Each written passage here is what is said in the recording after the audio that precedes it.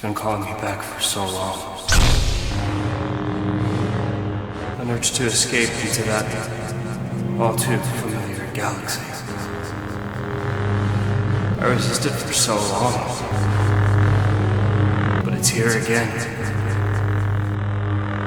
Like a force in nature, inevitable.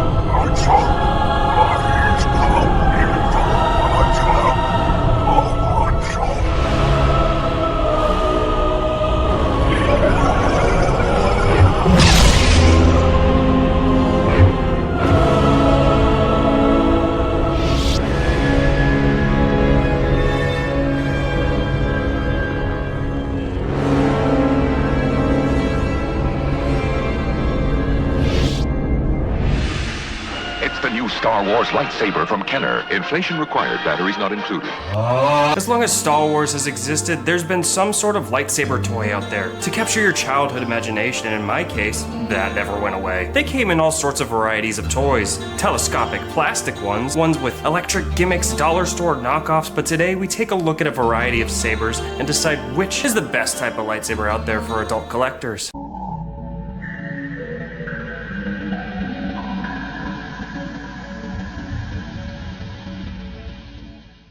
Welcome to Playcast. Nowadays it seems like everyone and their uncle has tried their hand at making the quote-unquote best lightsaber out there, but the best is going to be subjective to due to what you want to get out of it. Step into my shop here where we'll have a little saber showcase for you today.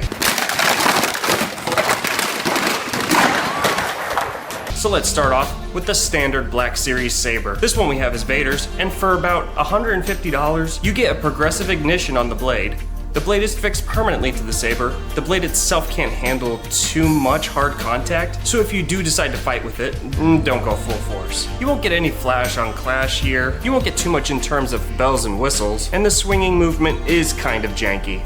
Not always lining up with how you move. The detail here is pretty good. While not 100% accurate, it looks like Vader's lightsaber, and is made of aluminum and plastic. And to power this thing, you screw off the pommel cap here. It'll take 3 AA batteries in the unit here. Overall, this is the entry point into the high-end sabers, and great if you want to get one at an affordable price, and it's officially licensed, but is definitely the most toyetic of the bunch.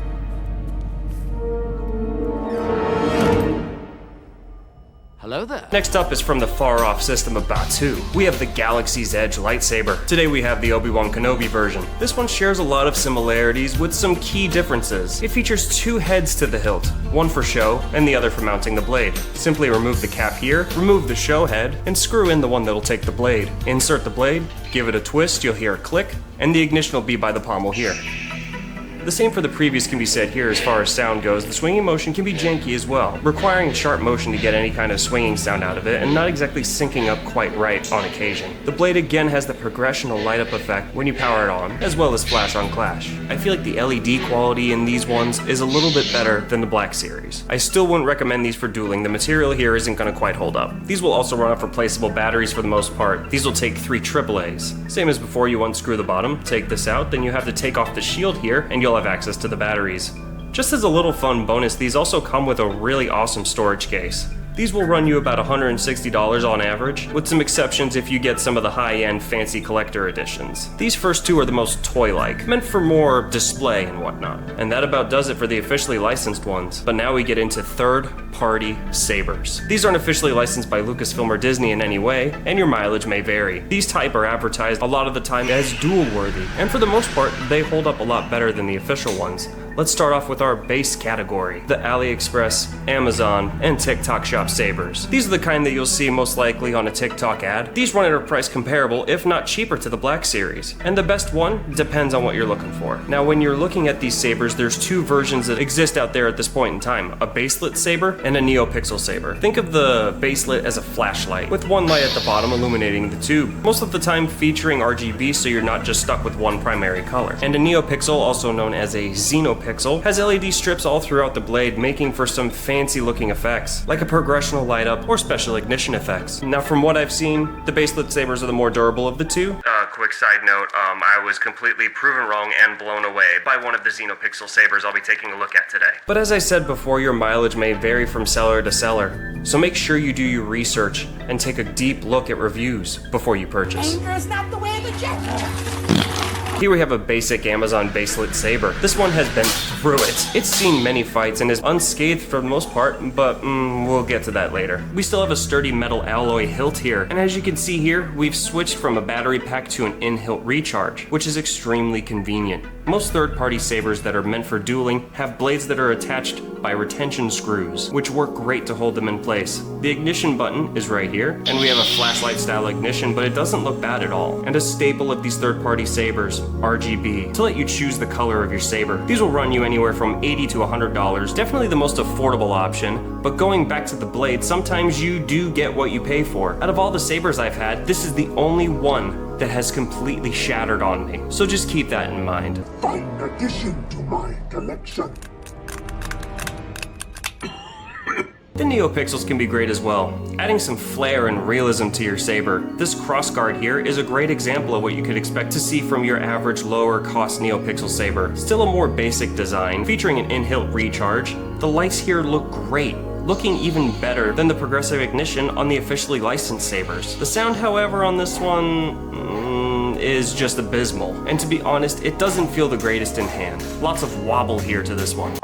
There are 2 rules to remember if you want to have a good time. Rule number 1, never run out of Colt 45. Rule number 2, never forget rule number 1. Third-party sabers can also have some more familiar designs as well. This one in particular from AliExpress is based off Anakin Skywalker's from Revenge of the Sith, the best Star Wars movie of all time. For its features, it again has an in-hilt recharge, but some of these replica sabers are clever. To charge this one, you have to unscrew the bottom of the saber, and beneath the sleeve lies your charging port. The ignition is on the side here, and this is another great baselit saber. This one features multiple sound fonts, allowing even more customization. Now at first glance, it looks great, honestly featuring better detail than some officially licensed sabers. But after some dueling, the saber lost a piece here, so if you do get a cheaper one, I'm talking like around the $180 range for a replica, treat it as such. Even if it says it's duel worthy, never forget that you get what you pay for. And while the blade holds up great, the vibrations from your strikes can loosen some parts, like it did here on mine. I may have gone too far in a few places. Next off here, I wanted to show you one of my favorites before today's sponsor stepped in, and is my runner-up for the best kind of saber you can buy, which may surprise you based off of how beat up this thing is. This one is a baselit saber with smooth swing. The blade was removable once upon a time, but that time has passed. This again has an in-hilt recharge and is baselit. Let's ignite here. This one gets rid of any jank when you're swinging this thing around, making for smooth, clean sound effects to immerse yourself in the moment. And that's thanks to a feature called Smooth Swing. This one in particular is from Kyberlite. These sabers are modular, meaning you can swap out these parts and add whatever they have for options onto it, making for a highly customized experience. But I honestly like the plain look. The blades are top quality and have never broke.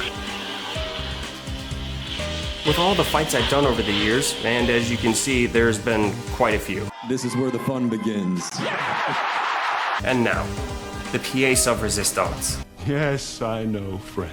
Our saber generously provided to us by Saberspro, and this one is the Sol 2. It's a Xenopixel, the top of the line as far as third-party sabers go, featuring a progressional ignition, but that's just the beginning. It's a custom machined hilt design, and from start to finish, made of a high-quality metallic alloy. Featuring an in-hilt recharge, the blade has electronics inside the blade itself. When it's attached, all sorts of effects can be achieved. I'm talking multiple types of ignitions, tip drag, blade locking, smooth swing, multiple fonts and colors, even offering an SD card so you can add your own custom fonts. You can also pair it up to the app to have ease of access to all of the sound fonts and make a quick selection. Full disclosure, I did receive this saber for free for this video, but I promise you, I have zero bias when it comes to this saber, which you'll see more reasons why later. It's the best one I own at this point, and it's the one I used in the intro to this video. It's a sturdy, beautiful piece. This one will run you about twice the amount of your average Black Series or Amazon saber, about $280, which may seem like a lot, but there's more expensive options out there when you get far less for your money. Plus, you can take 10% off your order today if you use code DMG10. Save you some money, and each purchase using that code supports the channel. I'll leave a link below so you can secure your very own today. One last thing I have to do here, I have to compare the brightness of all of these.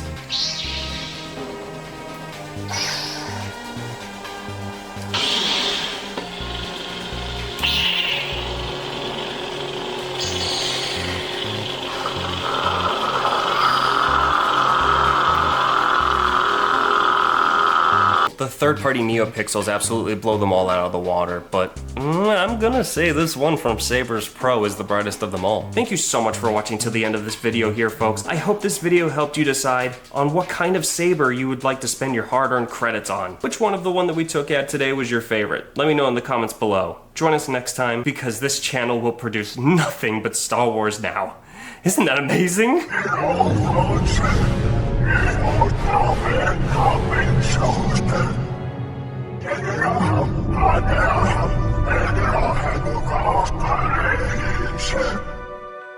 What a curious little toy.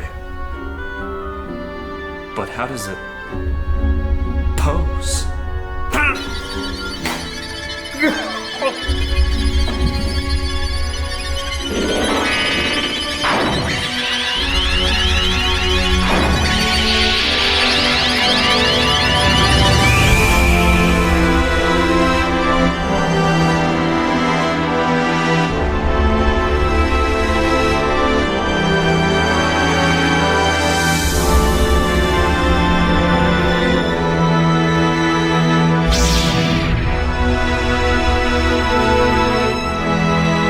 This isn't right, I gotta change the blade color.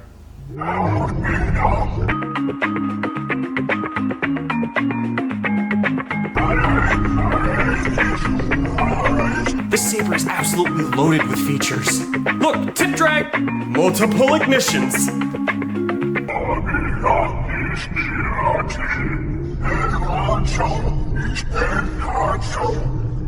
Okay. Anyways.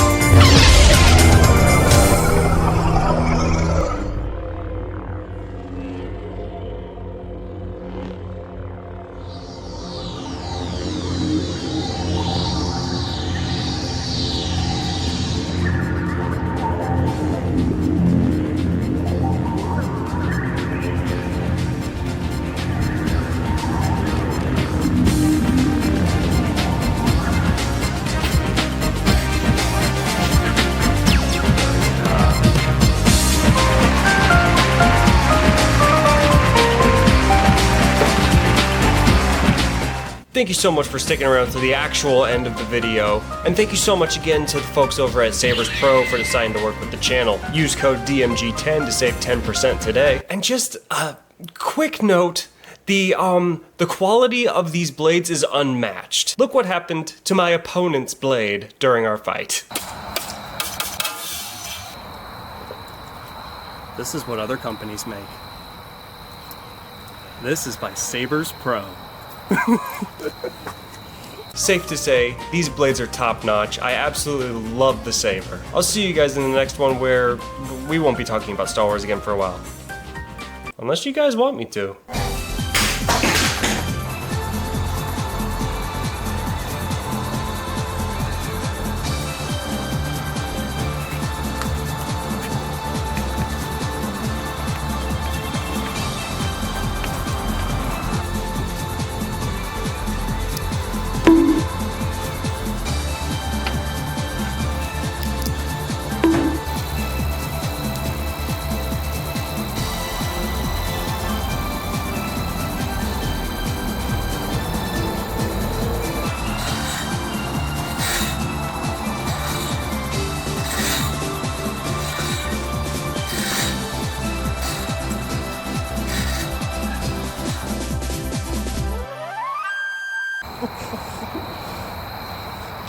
I'm gonna get you with my aim. Are you okay? No, it's a joke. Oh, okay. You okay? I was trying to hurt you. No.